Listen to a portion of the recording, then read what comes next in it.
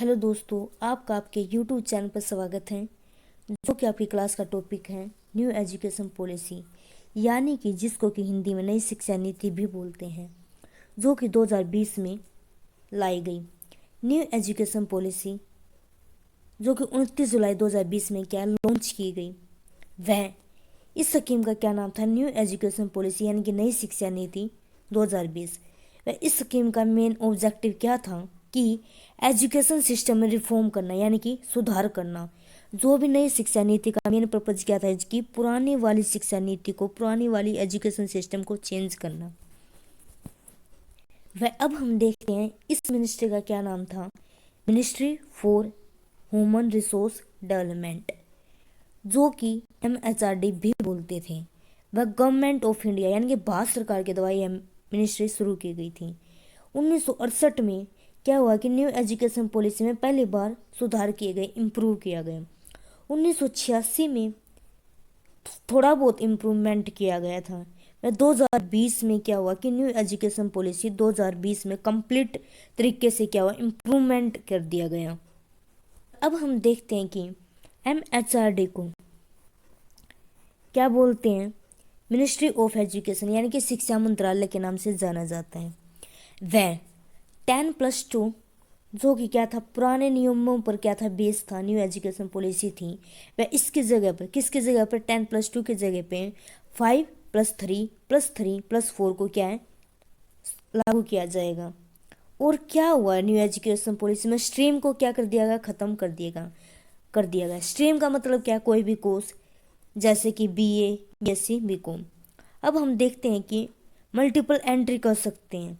वह 10+2 कब से स्टार्ट की जाती थी? जब बच्चा 6 साल का हो जाता था, तब से। अब हम समझते हैं कि 10+2 के स्थान पर 5+3+3+4 को लाया गया। अब हम देखते हैं कि इसमें क्या होता है। स्टार्टिंग के 3 ईयर, यानी कि स्टार्टिंग के 3 ईयर तक कोई भी गेम प्ले करवाया जाएगा बच्चों से, ताकि उनका इंटरेस्ट क्रिएट हो स्कूल में जाने के लिए। और इसको क्या बोलते थे? फर्स्ट 5 ईयर को बोलते थे फाउंडेशन। वह अब हम आगे देखते हैं कि 2 ईयर, यानी कि 5 ईयर में क्या हुआ कि 3 ईयर तो कंप्लीट हो गए। वह फर्स्ट और सेकंड टू ईयर के दौरान क्या कंप्लीट की जाएगी, यानी कि इस दौरान कोई भी एग्ज़ाम नहीं होगा। लेकिन एग्ज़ाम नहीं होगा तो उनकी पहली क्लास और दूसरी क्लास क्या कंप्लीट हो जाएगी। अब हम देखते हैं कि 5 कंप्लीट हो चुके हैं, जिसमें कि फर्स्ट क्लास और सेकंड क्लास हो गई और कोई भी एग्ज़ाम नहीं हुआ।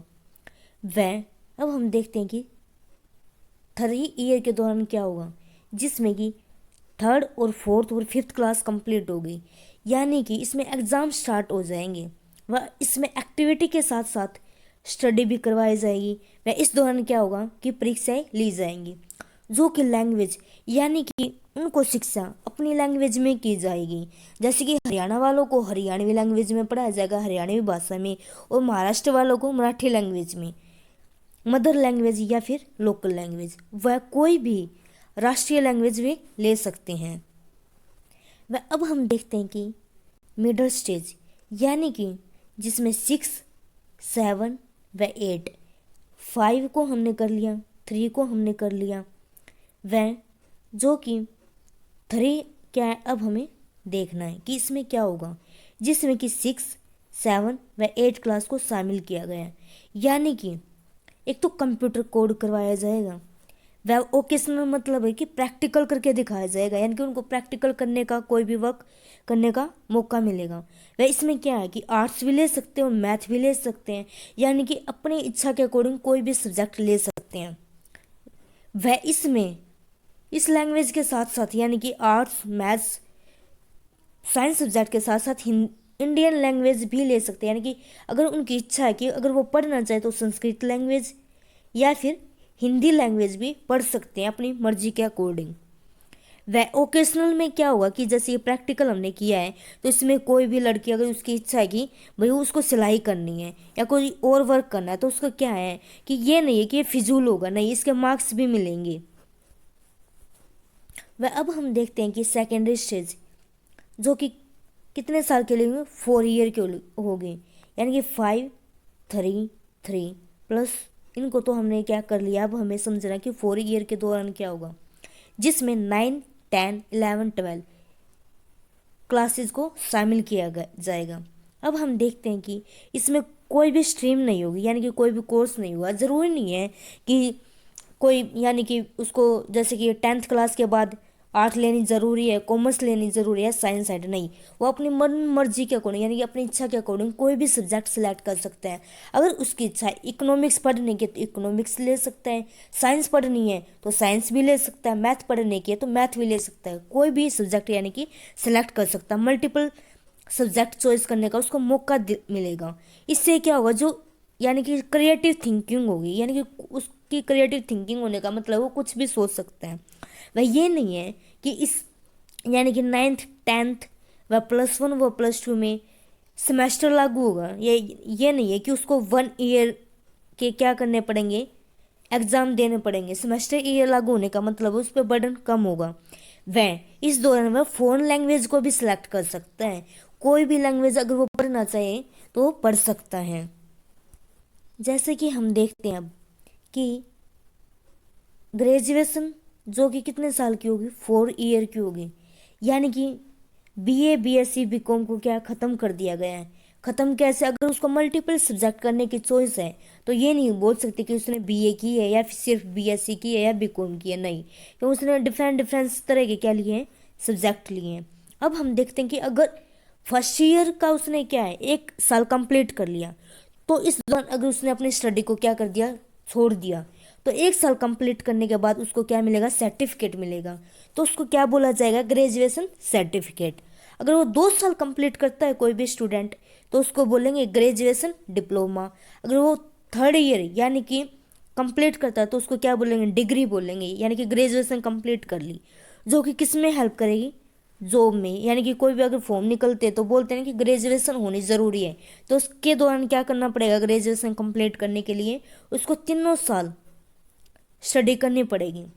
वह 4th ईयर के दौरान क्या है, रिसर्च होती है, जो कि अगर किसी भी स्टूडेंट के पास टाइम नहीं है या इस दौरान कुछ भी उनके साथ होता है तो वह अपना गैप करके दोबारा क्या ले सकता है, री एंट्री कर सकता है, यानी कि दोबारा से एडमिशन हो सकता है, जिससे क्या होगा, किसी भी स्टूडेंट के साल खराब नहीं होंगे। जैसे कि हम देखते हैं पोस्ट ग्रेजुएशन, यानी कि किसी स्टूडेंट ने 3 साल का कोर्स किया है तो उसको PG कितने साल के लिए करनी ज़रूरी है, 2 ईयर के लिए। अगर किसी ने 4 साल का ग्रेजुएशन कंप्लीट किया है तो उसकी PG 1 साल के अंदर ही समाप्त हो जाएगी। वह जो कि MA MSc MCom ये क्या ख़त्म।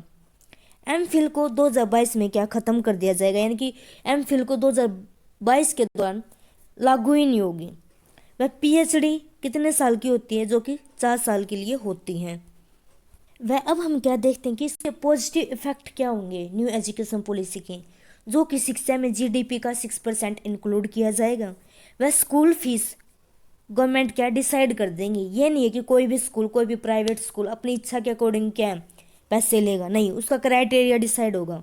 वह ओकेशनल क्या होगा, मतलब ओकेशनल वर्क मिलेगा किसी भी स्टूडेंट को, जो कि हम देखते हैं, यानी कि रिजल्ट में क्या होगा कि रिजल्ट उसके खुद के ऊपर डिपेंड करेगा कि वो अपने आप का कितना इवैल्यूएशन कर रहा है, यानी कि सेल्फ इवैल्यूएशन।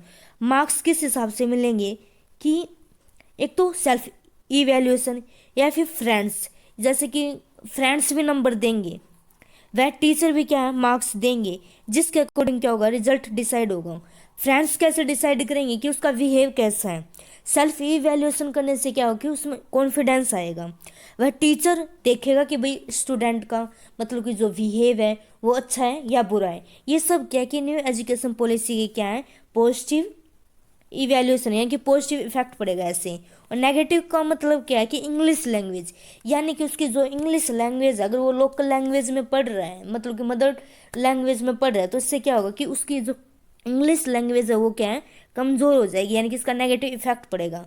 वह सबसे बड़ा नेगेटिव पॉइंट इसमें क्या है कि सेंट्रल गवर्नमेंट डिसाइड करेगी कि भाई किस क्लास का क्या सब्जेक्ट होगा, यानी कि स्टेट गवर्नमेंट इसमें डिसाइड नहीं कर सकती। Thank you for watching.